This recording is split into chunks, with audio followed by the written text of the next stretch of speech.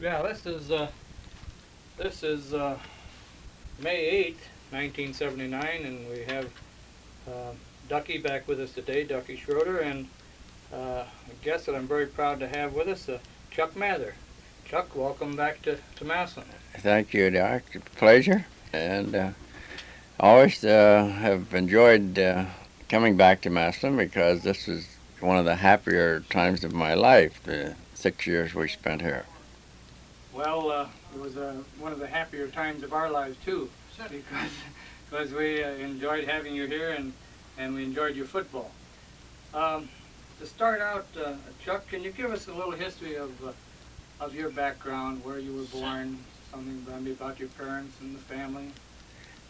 All right, I was born in Bloomingdale, Ohio, which is about 12 miles west of Steubenville, and went to grade school there up until the time I was in the ninth grade, at which time my father remarried and moved to Unionport, only 5 miles away, and yet we were in a different school district. I then went to Hopedale High School, and at Hopedale, we had the misfortune a year that I went there, the coach had stolen and sold all the football equipment, and this being this being depression time, they didn't have enough money to have football. And although I had never played, we didn't have any in Bloomingdale either, but I had sort of looked forward to football. And yet, at the same time, never having played or seen it, we naturally didn't miss it. And we concentrated a great deal more then on basketball and baseball, which we had pretty decent teams at that time, and particularly our girls' team. We had a couple big girls, and at that time, Flushing was setting a national record in girls basketball of many, many games. I forget how many they did win, 60 or 70 games. It's probably still a record.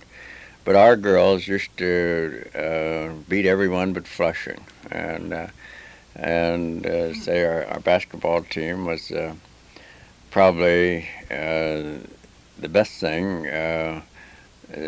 We never really got into the finals of the tournament, but we were always down pretty close and won the consolation in about every year that I was there. But we just uh, couldn't quite. In fact, I was at 6 foot. I was the tallest fellow we had, and I did at that time set a high point record in Jefferson County at the tournament. Back in those days, we were low scoring games, as you know, mostly in the 20s and 30s, and I had 61 points in 3 games at the tournament. So that was, That's a lot of points in those days. well, it was with the center jump and all, and I never will forget the game that kept us from the finals. We were behind 20 to 19, and or 21-20, I forget, because I'd had 19 points in a game, I remember. And they had a foul shot, and I had said to one of our other players, "Now, if he misses, I'm going to throw the ball to you, so you get right takeoff." And meant he shot, meant he shoots and go to the other basket. And sure enough, the ball came, and he did what we'd talked about, and he got down there so far ahead of anybody. I never will forget. He shot the ball over the basket, missed it. Had enough time to go to the other side and get it and shoot back over and missed it before anybody came there. And I think it's the first time I ever cried at a basketball. I sat right down on the floor and cried. Oh my God! Yeah. Two shots by himself. And The 2 shots by himself, he missed them both. Well, Chuck, I know you were a fine basketball player because I've seen you play, and I also know you were a good baseball player because a pitcher, especially. I know you pitched for the Weirton and Steel Company while you were going to college, and even after you started to coach, and also the great semi-pro teams in Youngstown used to import you clear from Hamilton would fly you up from Hamilton High School, where you were coaching, to pitch baseball for them in the national tournament. You probably could have made it big as a baseball pitcher. I'd like to say this too. While you were going to Hopedale High School, there was a famous high school coach in Steubenville, Ohio, a high school football coach. And I'm sure he had quite a bit of influence on you in becoming a football coach.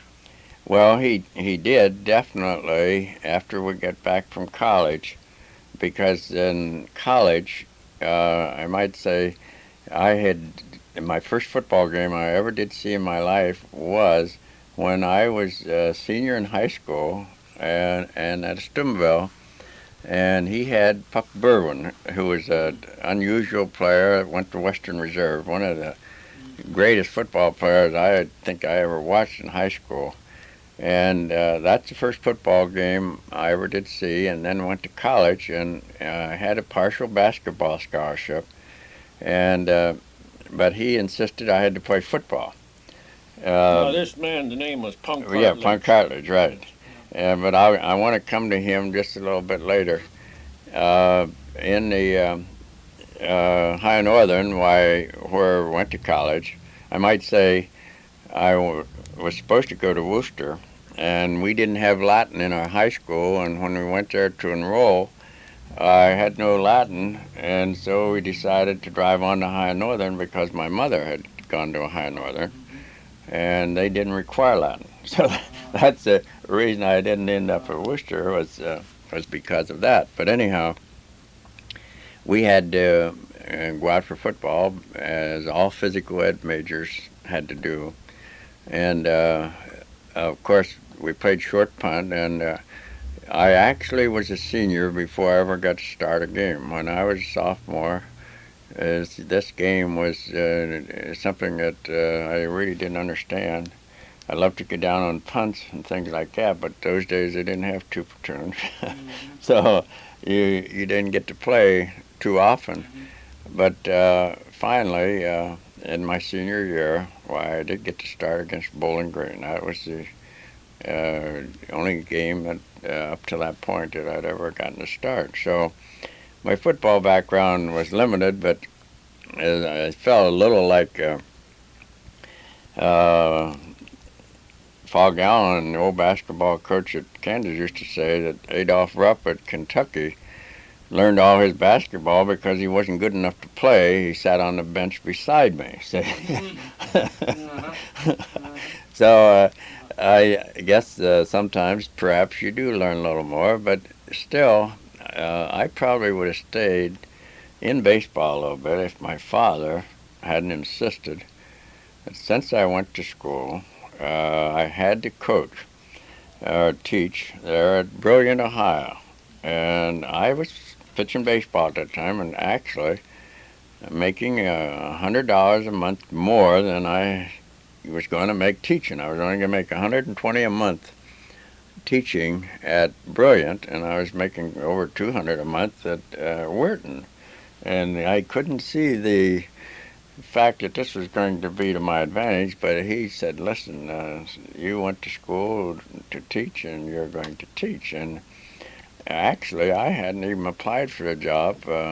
Stan Gilchrist, who was president of the school board, was acquainted with my father, and so they actually arranged that I was going to be the coach. And when I got there, they hadn't played football in about 3 years.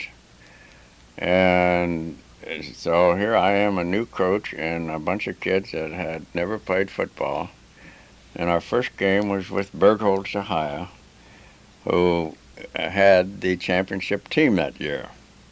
And that's the time that I mentioned many times that the only thing we won that whole year, actually, was tosses.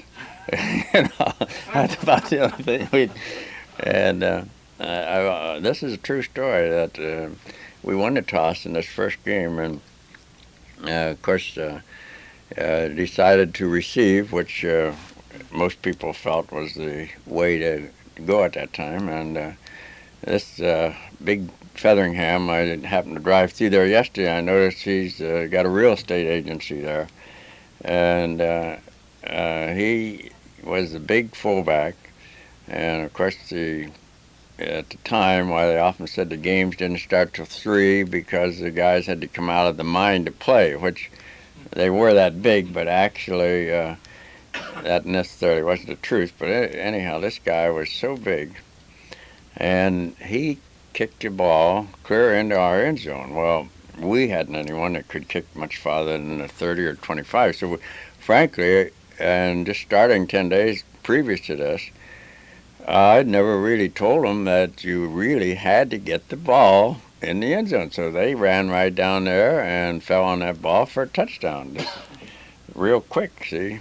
And I say our guys just weren't acquainted with that rule, and it was really my fault. But anyhow, we decided to receive a second time, and this time, we did manage to get the ball, and Jim Graham, my little halfback, he came running out with the ball, and this big fullback, I didn't see him yet, hit the poor kid.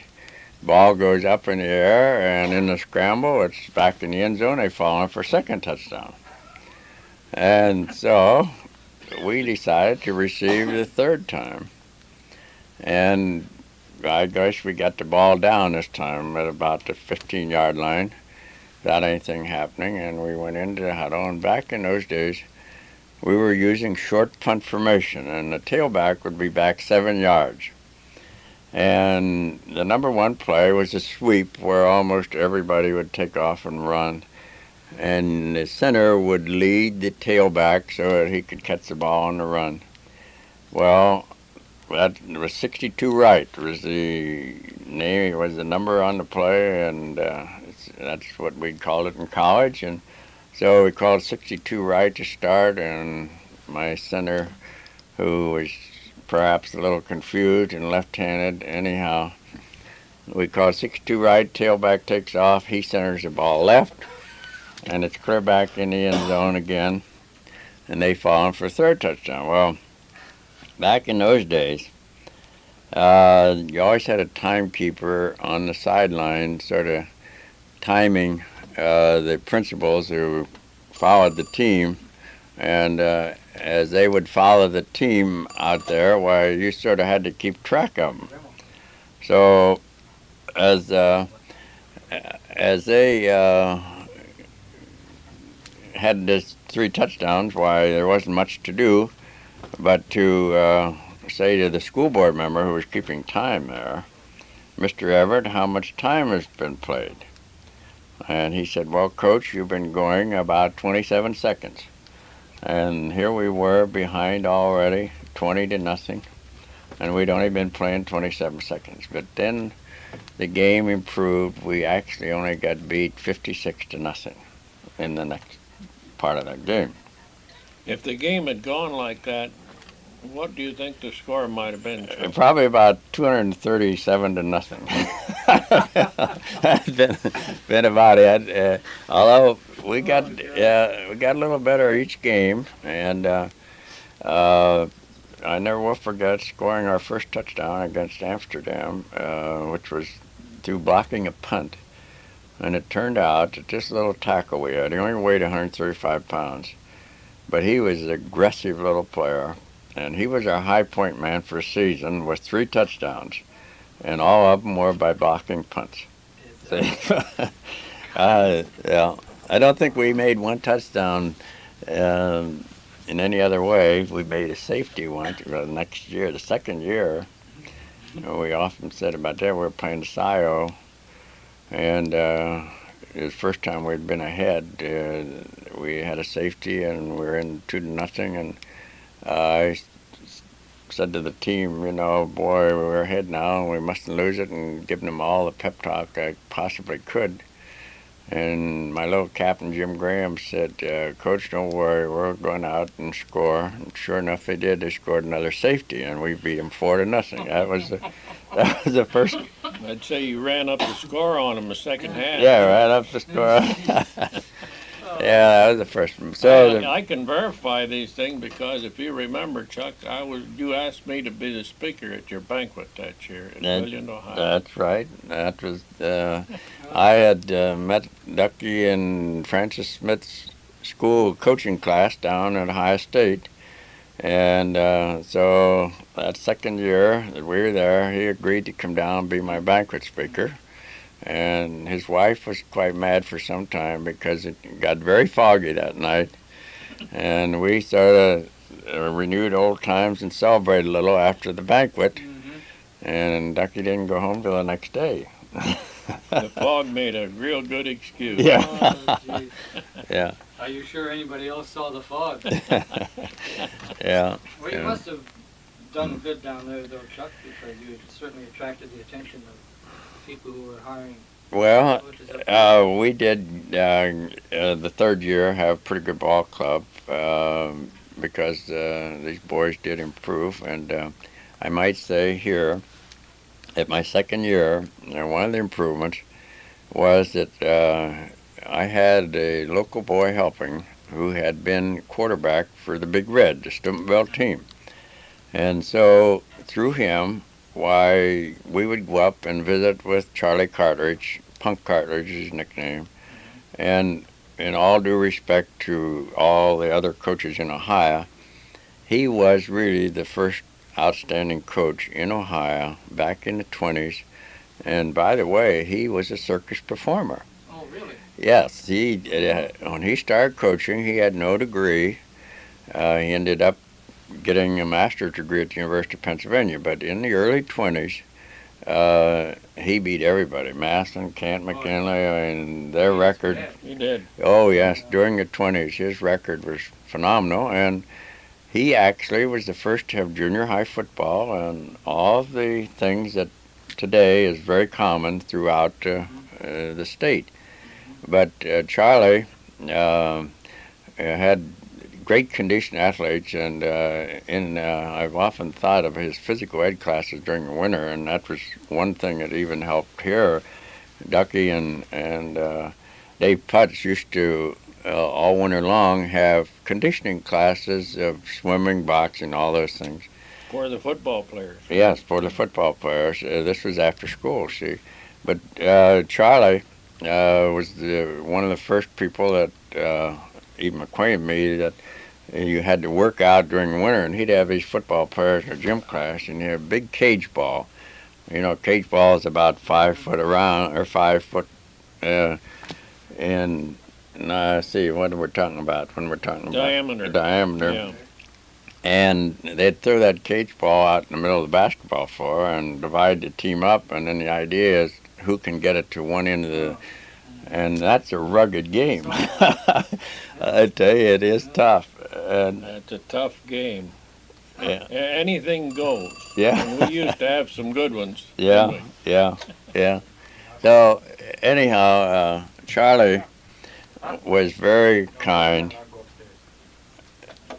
Charlie was very kind in helping, and I've often felt was very unusual in the fact that he would spend time after practice, and you know, at the age that he was, when I was that age of coaching, I was anxious not to stand around and talk to some young coach, and I've often thought about that as to how he was willing to stand and talk football, which really was very helpful. And the fact that, as I mentioned, that this assistant of mine had been his quarterback, well, we pretty well had his offense. So we changed from short punt into T formation then, and from the T we'd shift into the Notre Dame box.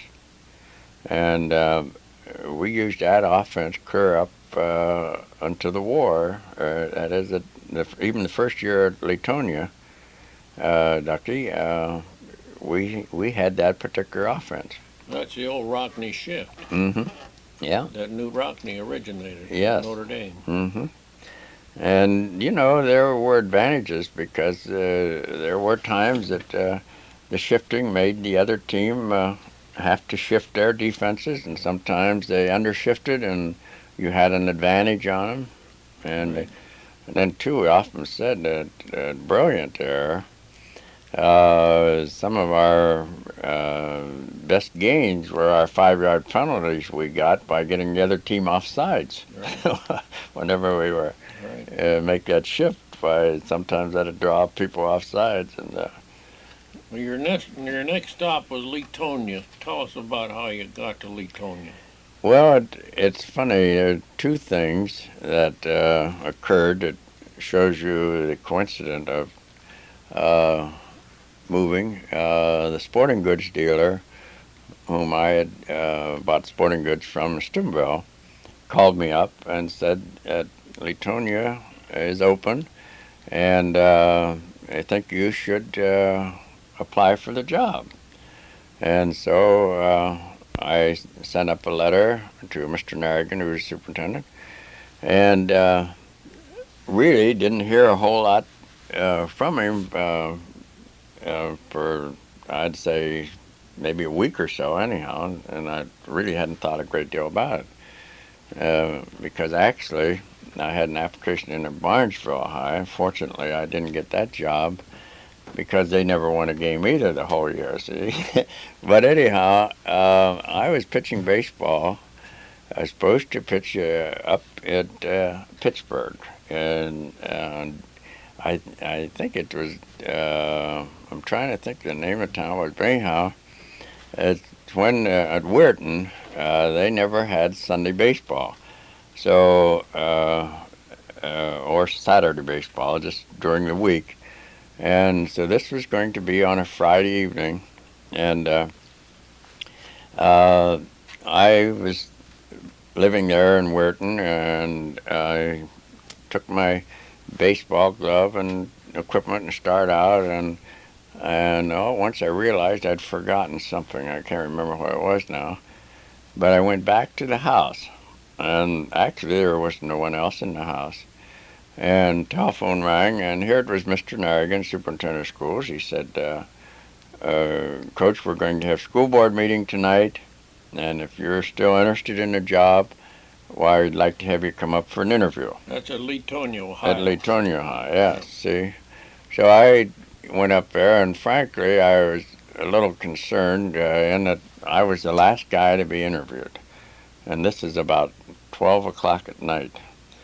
And I suppose they were a little tired, and I was a little tired, on that thing. And so they said, we have a little problem here. We have a big fullback that the coach hasn't been able to handle. He likes to, as he gets up from the ground, put his hand on a guy's head and rub it in the ground. He just does some terrible things, And what would you do in a situation like that? And I said, well, I feel that problems like that, if he was going to be that way, why, he just wouldn't play. We'd just let him watch the game.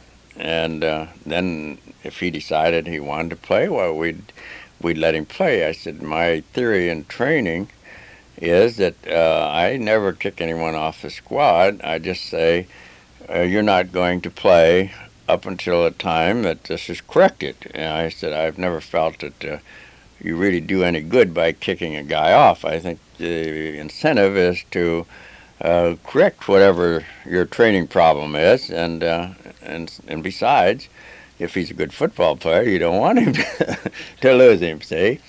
And if he's real good, you usually say, you can only play until we're ahead. Once we get ahead, then you got to sit down. And that is a corrective thing for a guy who's real good, see? Well, they thought that was a pretty good idea. And I think actually that's how I got the job, was just on mentioning how I would handle this big fullback. And as Ducky knows, he was coaching at Salem, man. He was a fine big football player, wasn't he? Yeah. Dominic Stumpo. And Yeah. I remember him. Well, then you coached there at Leetonia, You got the job coaching at Leetonia High School. As I remember, you had a very fine team. Was it an undefeated team, I believe? Well, we lost our very first game to Sebring 6-0, and then I never lost another one at Leetonia. Out of how many games? Well, I would How many say seasons? 3 seasons. Three Now you seasons. left. See, I left two. I coached 2 years, and then I went to service for 3 years. And actually, I was just relating this the other night that I was in the service, and the war was over, and we were in Norfolk. When I say the war was over, the war was over in the Atlantic, and they were sending almost all of us to the Pacific. And we were there at the receiving station, and nobody really wanted to go because the war was winding down, and we all had friends in the Pacific who said, "My gosh, we're out on ships for months, and we're in islands where there's no people, and those of us who were fortunate enough to be on the East Coast, why, at least you got back and forth among your own countrymen and all." Well, anyhow, another fellow and I volunteered, which you used to always say by that time you never volunteered for anything, but they came in looking for someone to work in the shipping commissioner's office. So I volunteered with him, and we went to shipping commissioner's office. And the first thing he wanted us to do is type, and I'd never typed in my life. And every time I would type something, it'd have a mistake. This commanding officer would put a big cross in my letter or whatever it was and put it back on my desk, and I'd have to do it over again, see. And he was the meanest guy I was ever around in my life. And I was just saying to Mildred, my wife, the other night, that when somebody was talking about a bad boss, how nasty he was, I said, you know, this man was the nastiest commanding officer I ever had in my life. But the amazing thing was, as the war was over, you needed so many points to be out, and I had all those. But we were in a position that the government, if you recall, said you didn't get out until they wanted you to get out, see. And so we were in that kind of a position. And I said to him, you know, if I don't get back to football at Leetonia, I won't know any of the players. And as you know, remember the war was over in August. I said, I won't know any players, but I know these boys that are there now, and if I could only get back to Leetonia, it would really help me. Well, you know, this gentleman, much to my surprise, went to Washington, and in my behalf got me discharged from the service in time for me to come back to Leetonia. In fact, I was 5 days late. And I might say, while I was in Norfolk, the recreation director at Portsmouth had asked me to coach a little town team of about 8th and 9th graders. See? And during the war was the time that the T formation more or less came in. And a fellow named Joe Madrow, who later became my assistant coach at Hamilton, Joe and I were in the service together, and we used to write to various teams and get their movies, and we'd sit and break down their movies, getting their plays, their defense, and all those things, and particularly the Chicago Bears. They were the ones that at that time were well known after beating Washington. And in addition to that, Joe happened to meet Charlie O'Rourke's sister, Charlie O'Rourke was the quarterback of Chicago Bears. And Joe managed to get his playbook. And man, we copied every play that every play the Chicago Bears had, see. And so I was anxious to try that T formation. And so we put T formation in there in this little lake at Portsmouth, and no one had ever seen it. And boy, did we kill them with those quick openers, you know, and all these other teams. Yeah, they'd all been used in single wing and things, and man, we really put them in. So even though Latonia, who had been coached by Jim McBride, who had been the principal and had been an assistant coach for me before I left, Jim had still kept our same old single wing offense and everything because he too had won. Latonia had some fine football players. And so when I came and said we're changing the old offense to T formation, why, we did this in 5 days. I think our first game was September 13th with East Palestine, and I got there on the 5th. So we just had about 1 week practice to put the T formation in, and we beat East Palestine 14-7. And just the boys just took to it. I had an ideal group of boys. I really didn't have a big squad, but I had 10 real good football players. The 11th one was not too strong. We had him at a guard. But I did have 10 real fine football players, and I think Ducky will verify this. The kids had had football way back. Let's say this probably something that would be a little interesting coaching, and that was that one of the things that started me into big squads. We let these little boys. We didn't have enough players when I went there to even hold the bags or anything. So we even let 6th and 7th graders come out to be a part of the squad. Never play them naturally, but let them hold bags and be around and do a little playing around. And in this way, these kids, Pat Mancuso was one of these boys, and this year Pat's team won the state championship down in Princeton. He was one of those boys, and an all-high. It turned out to be an all-high end at Mount Union. But Pat was one of these boys that would throw the ball up and run and catch it himself. I've seen him do that almost for the hour. And the kid was just a little kid, but he was there as a senior, and I had never seen a receiver any better than he was.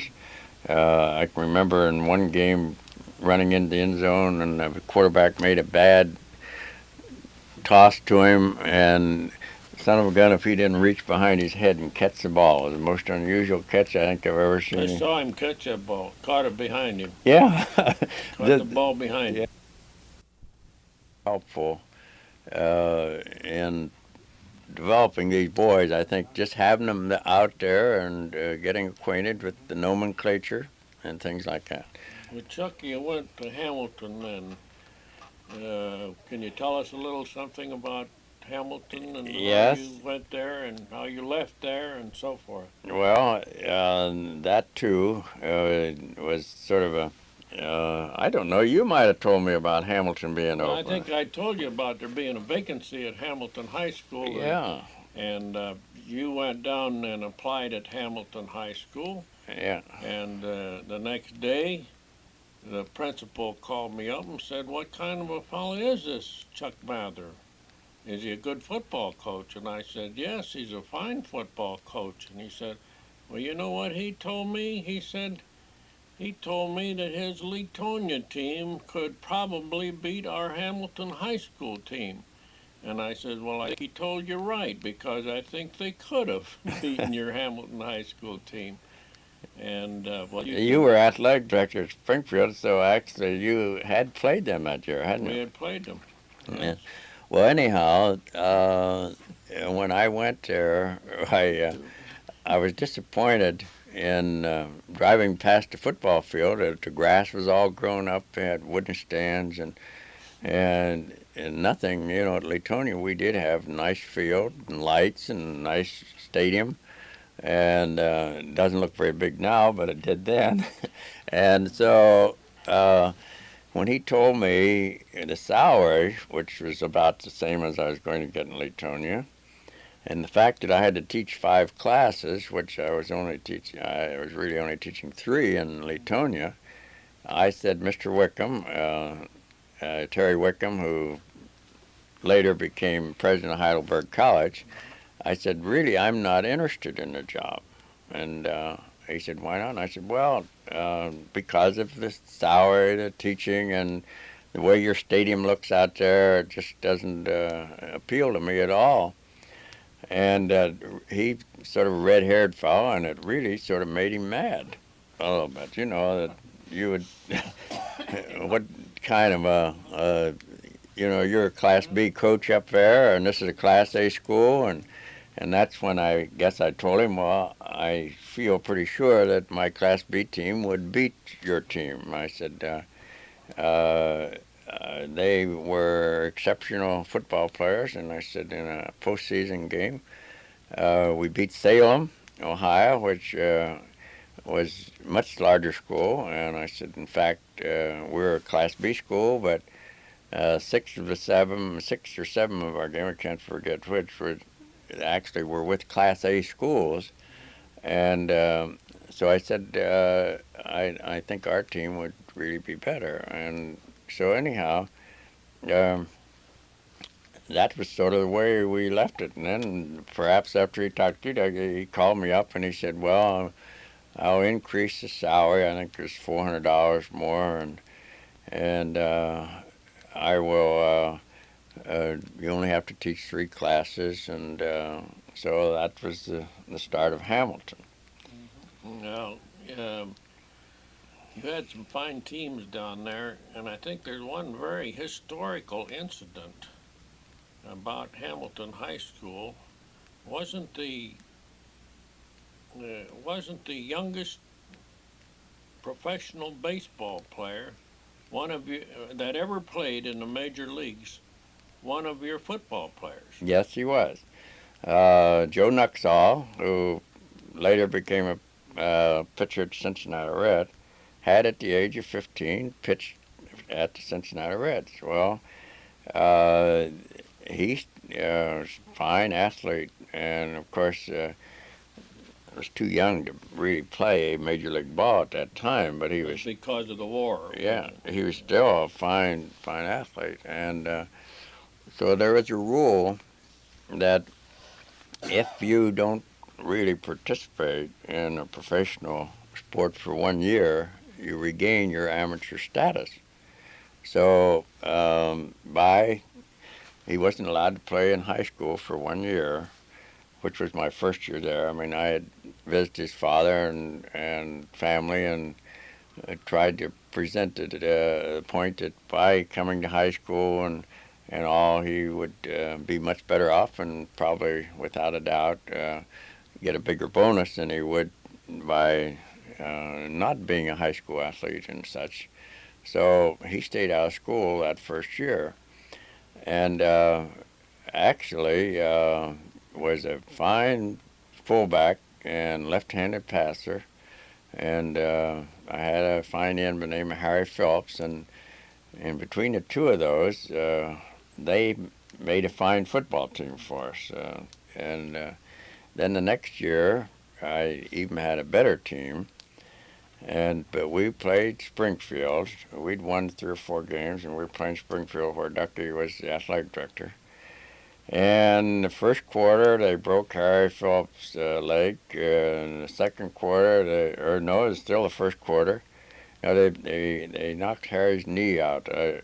No, I don't believe he knocked it. He did it himself. I remember the opening kickoff came down. The opening kickoff came down the end zone, and Harry was our tailback, or was the guy bringing it out of the end zone. And everybody went to block, and Harry went to get the ball, and his knee went out. And I never will forget this, because he's trying to get to the ball, and here his knee's out of place, and they come down following it for a touchdown. And that was the only score of that game, 6-0. Yeah. Well, anyhow, Springfield had a fine ball club. They had some tough boys. And then, so that put Harry out right at the beginning. He was my best runner, fullback. And then Gene Baldwin, who went to Ohio State, was my left halfback, and dang if they didn't break his leg about before the second quarter was over. And then we had Browning or no, at that time I was trying to think who our quarterback was at that point. Anyhow, he got hurt, so we defensively managed to hold off as a final 6-0. But the next week we had to play Portsmouth, who have a good team, and I can't imagine what in the world we're going to do because we've lost 3 of our backs. From what I felt was an all-high backfield, really. I mean, any one of them could have been an all-high player. And we had Jim Bailey, who was a big black colored boy who had actually had little time to carry the ball because the other guys were so good. And so there wasn't anything to do but to take one of our guards and put it left halfback. And we had a second string fullback, but we put this guard up there because he was a pretty decent blocker. And we ran everything to the left because Jim was playing right halfback. Where previously we had used Jim as a blocker and we did run most of our plays to the right. So Jim, that particular game, averaged over 15 yards per try. It shows you how dumb a coach was. We'd never let him carry the ball up till boxcar Bailey. See. Yeah. And he ended up the season with an average of almost 15 yards per carry. Oh, he was a phenomenal boy. And then he went to, he probably was very helpful to Woody Hayes. He was Woody's best player at Miami and probably helped Woody get to Ohio State. Now tell us, from there you were at Mount Hamilton 2 years, Hamilton High School, the Big Blue, and then tell us how you happened to come to Massillon High School. Well, that's sort of a unusual story in the fact that and tonight we're honoring Luther Emery. Luther probably was most instrumental in me being here on the basis that his brother, Don Emery, whom you know, was a carpet salesman down at the store. I forget the name of the store. What was the store he worked for down there? Yeah, at Finnefrox, I believe, Don. But he handled the carpet department. And he had a young man working for him by the name of Thornberry. And Thornberry and my wife went to high school together at Barnesville. And so Thornberry was a fan of mine from that situation. And he kept agitating Don as to why they didn't take a look at Chuck Mather down there instead of going to Steubenville, as I recall. Who was coaching that time? But that's who had the inside on the job. Howard Brinker. Howard Brinker had the inside on the job, and it was a pretty foregone conclusion, I guess, that he was going to be the coach. So anyhow, Don kept agitating Lute, and Lute, he presented it to some of the Tiger Booster Club as to why don't you at least take a look. They're having spring practice down there, see. So they formed a committee, and L.J. Smith and the committee, they made a tour down, and I guess they talked to Ducky a little bit there at Springfield and Glenn Ellison at Middletown, and eventually got to our place. But before they got there, I forget whether it was you or Glenn Ellison or somebody had said there's a Tiger Booster Club group and superintendent coming down to watch you practice. So, son of a gun, we saw them drive up beside the field, and we moved to practice right over there close so they could see everything, and see how things were really going, and we put on a show there for him at the time, and so I got invited up to an interview following Cleveland Browns clinic. Paul was putting on clinics at that time, and we always attended, and I might say they were really the most outstanding clinics that have ever been presented. And so, Ducky, you were along, I believe? I was with you, yes. And someone else. Paul Schofer Yeah. and Warren Schaller. Warren Shaw, yes. Yeah. Paul and Warren had been my assistant coaches then, and Ducky, being an old friend, had gone along. And so I remember, too, coming down through that little town, the brakes went off. Remember? Topley High, yeah. So the brakes went out of our car, and so we had that happen on the way to school board meetings. So we got down there, and I might mention that at Hamilton, Terry Wickham was exceptionally nice to me, and at my second year there, he doubled my salary. And that was really put me in up to a point that L.J. Smith, I remember when we were school board meeting, he offered me $400 less than I was making at Hamilton. And I said, well, this ends it right now. No way, because I said, I think I'm going to have the best team in Ohio next year. I had Bailey back and really had some fine football players, And I started to walk out, and I think your father-in-law and Dr. Clunk followed me out, and they said, no, wait a minute. Let's come back in here and let's talk this over a little bit, see? And so we went back in, and then as LJ had given me this speech, that it's a great honor to be at Massillon. Of course, at that time, Massillon hadn't been like it had been for Brown for a while, and Toledo Waite was the big powerhouse in Ohio. Yeah, and Jack Monkoff, and we'd beaten Libby the year before. Well, we didn't play Waite, but we'd beaten Libby, and Libby had Jack had left for Purdue, so they weren't quite up to par at what they were. But anyhow, I felt that I had probably as good a team, and just to come for the honor wasn't necessarily. It would have been a big mistake on my part, but I didn't know it at that point. See. So anyhow, we got the salary, which wasn't a lot actually. $5,800 was the salary, and I'd been making 52, so we ended up by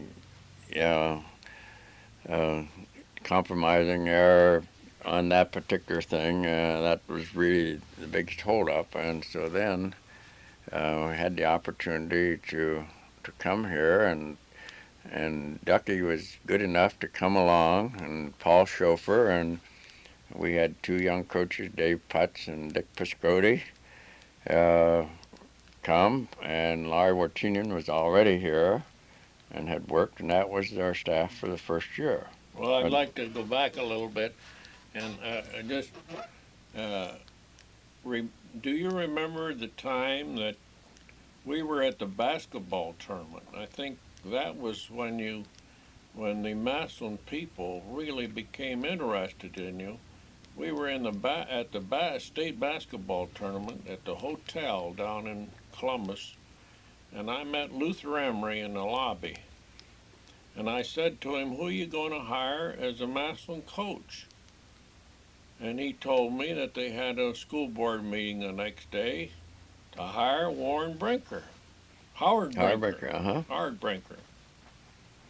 And I said to him, well, haven't you considered Chuck Mather? And he says, I don't know. He says, do you know him? I said, well, he just happens to be up in my room. Well, he said, can I speak to him? And he came up to our room, and he talked with you, and some way or other, the school board meeting was postponed the next day, and that was really how you... That's right, Ducky. I had that's absolute fact, and I remember that now. And I had thought at the time that it was Don that had agitated Luther so much, too, but now that you mention that, I can remember you introducing me to Luther down there, and I suppose the combination helped out a little bit on that thing. So that was the beginning, and well, I wanted to get that. I wanted a little credit for that. Right. No, that's the absolute fact, and of course, that's probably one reason. Another reason too, besides being a great coach, knowing you, is the fact that I thought we should bring Ducky along. He knew Massillon, having played here and all, and would be very helpful. As I say, he quite a good job as athletic director and all. No, you were at Wittenberg College then, weren't you? No, I was director of athletics in the Springfield Public Oh, Schools. you'd been to Wittenberg. Wittenberg College. I discontinued football during a war, Uh-huh. and Oh, that's and right. they hadn't really started it up at a full Mhm. scale. After the war, it was sort of a state of Yes. state of flux, as Bill Edwards Yeah. used to call it. Well, anyhow, I know how impressed I had. I guess the South All-Star team to coach that year at Canton, and then uh, we, as I recall, got to start practice August 20th. No, we didn't because they'd had spring practice, didn't they? Yeah. We didn't get to start till like September 1st. September 1st. September 1st. And I remember how amazed I was that one of the first things we had was a 100-yard dash. Now they don't, they only run them 40 or 50, but back in those days, whether we didn't know any better, I guess the reason they quit doing that is they had muscle pulls, but at that time we'd run them 100 yards, see, and here these players would dive over the finish line to be first. They were trying to impress us that much, see, and I my goodness, I've never seen anyone do that in my life. And when we did try to get together and run little plays, the backs, if we'd be at the midfield, they'd run all the way to the goal line. See, I'd never seen anyone That was do that. fantastic. Yeah, I never seen anyone. Most of the time they run out there 10 yards and stop. See, but gee whiz, these kids, Al Brown and Jacobs and Crable, these dang kids that take off and run. Jack Hill was quarterback. Yeah. And anyhow, they had all had great training under Bud Houghton on the sled. They did such great work on the charging sled, which is what many players learn how to block from, that actually Ray Cruther, who makes the sled, came out and took a film of our boys on the sled. And to this day, he says there's never been anyone had any better technique than these boys did in that sled. And so we had they were little, but we had a fine little group of football players, and yet we were very anxious to get in that first game, concerned because Cathedral Latin had been a power and was a power. And I never will forget, I think out of about the first 4 or 5 plays, you had three touchdowns. Yeah, I think we scored. I remember the first 6 times we had possession, we scored on first down 5 of those 6 times against Cathedral Latin. Yeah, and that was an amazing start for us. Do you remember what the score was that first game? Something like let's see, it was It was 63-0, wasn't something it? like that. Yeah. 63-0, and Yeah. Cathedral Latin, of course, was a powerhouse Yeah. in Ohio. We didn't know, as I remember, it was our first game here at Massillon High School. We had no idea really how we were going to make out in that game because we had no previous knowledge really of what Cathedral Latin was like, No. except that we knew that they were supposed to be a great team. Yeah. Well, I saw the best downfield blocking in that game that I had seen and maybe ever have seen. Maybe ever saw. Yeah. Yeah, the boys are really great blockers on that line. Of course, you had Billy Paul and DeWalt, and of course Jerry Kreischer was their center at that time. No, he wasn't the first year, was he? Oh, John McVeigh. John McVeigh, yeah. John McVeigh was our Who center. was head coach of the New York Giants last year. Yeah, and John, I never will forget what a tremendous, he was our captain too. that year. What a tremendous thing in the senior, he was a senior that year, and in the last game we were playing McKinley. Um, they had such a tremendous team and a great season. We had lost mid-season to Alliance, 12-6, I believe. Was John Borton, I believe, was the quarterback at that time, and they beat us 12-6. And McKinley had beaten them like 40-0. So the odds were that we probably would get beaten by about 3 touchdowns, and they were so big. We averaged, our group averaged something like 173 pounds as a team, and theirs was almost 200 and something, about 215 or something. They had the Pucci brothers and a unbelievable big team, and they had won almost every game by big 40 points or more. They were undefeated. Yeah. Mariano's year? No, that was, I don't believe Mariano played that year. He played in 1950. Yeah. Yeah.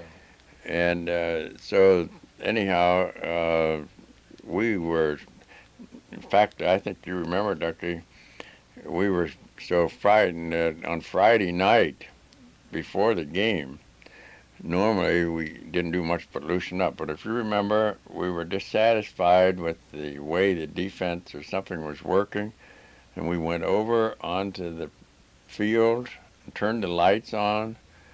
And on our varsity field. On our varsity field, and everybody was mad at one another in the sense that we didn't seem to be getting what we wanted. We really had a looping defense. I was going to say, you looped, remember Yeah. all your defense. And and I remember another thing too. We had someone hurt, and we had to put Pat Ebert in. And Pat was such a little fellow. He only weighed about 145 pounds. And in this defense, he was going to be our middle guard, see. And the idea was that he was going to play the quarterback. They had, that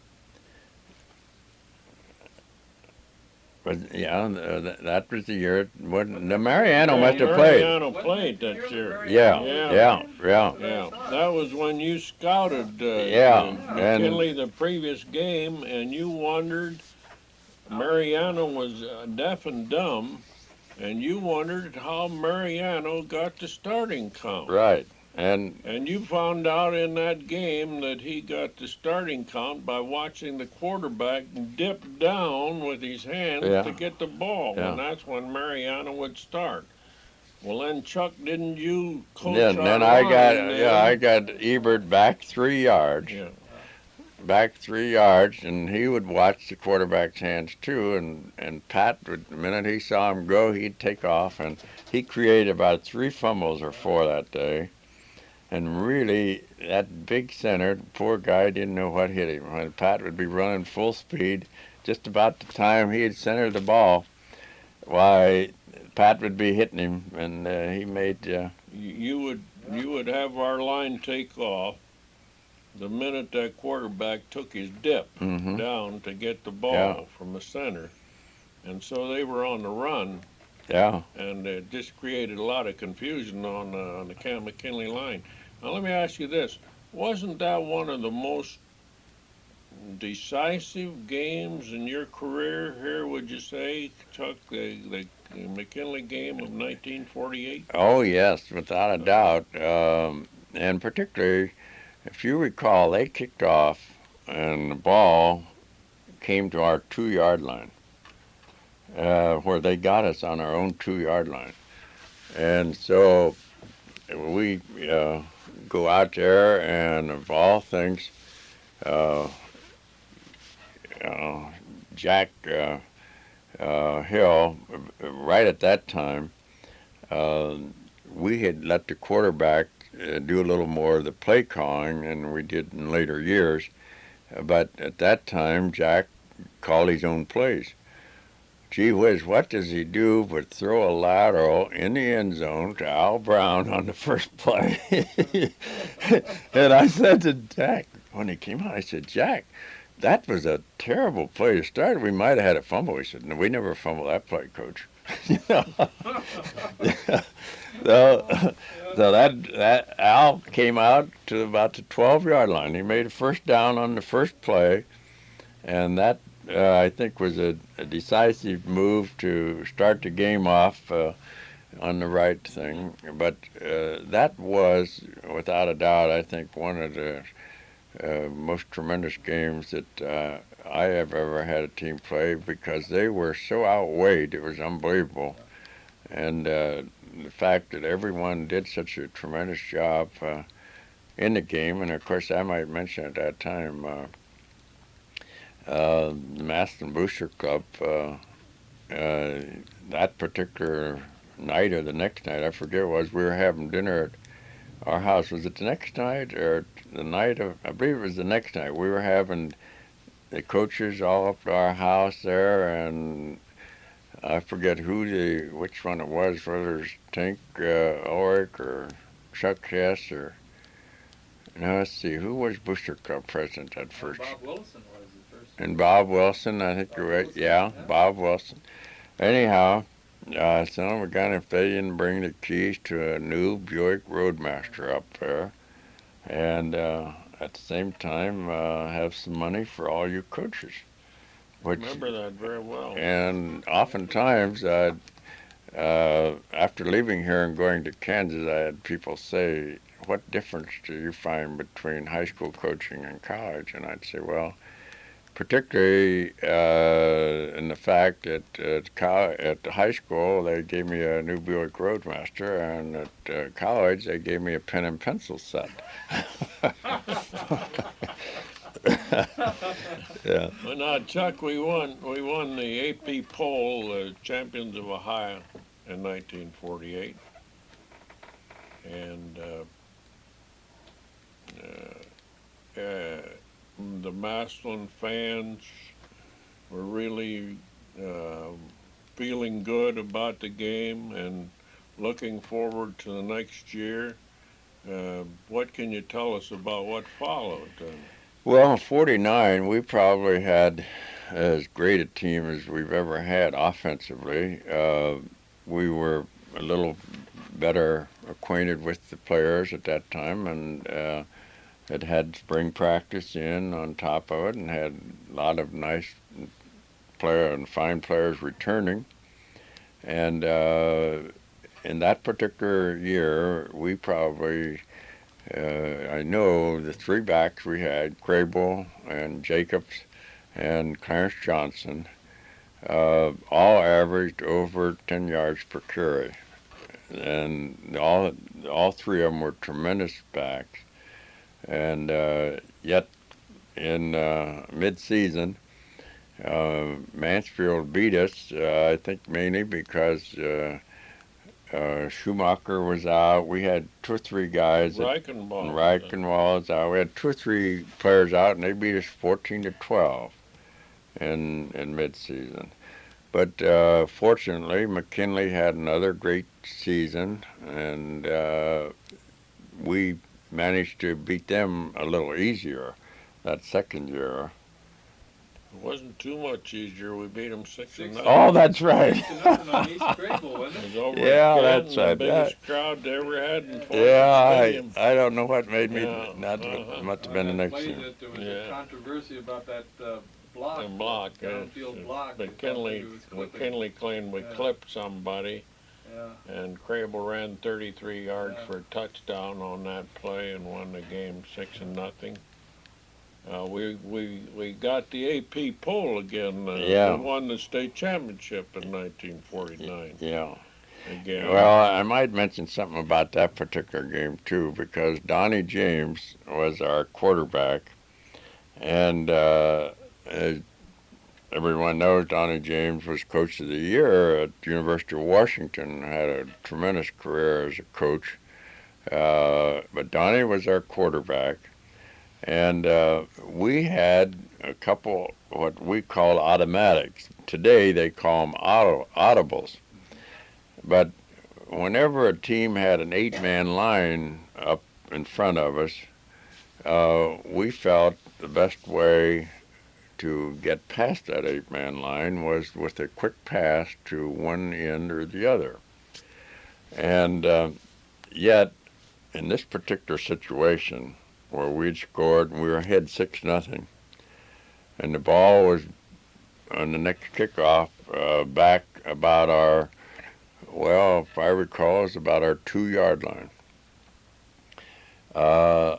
I never dreamed of Johnny throwing an automatic, see, but McKinley, realizing that they had us backed up into our own end zone, they put an 8-man goal line defense right in front of us. They were going to make sure that we weren't going to run that ball out of there. And say, there wasn't too much time to play, 2 or 3 minutes, something like that, and I was satisfied to just keep from having a safety or anything, or even a safety wouldn't have hurt us, but just being cautious, see, and boom, Donnie comes out of the huddle and he throws this automatic. Don Slicker caught one for about 10 yards and turns around and throws to the other end for another 10.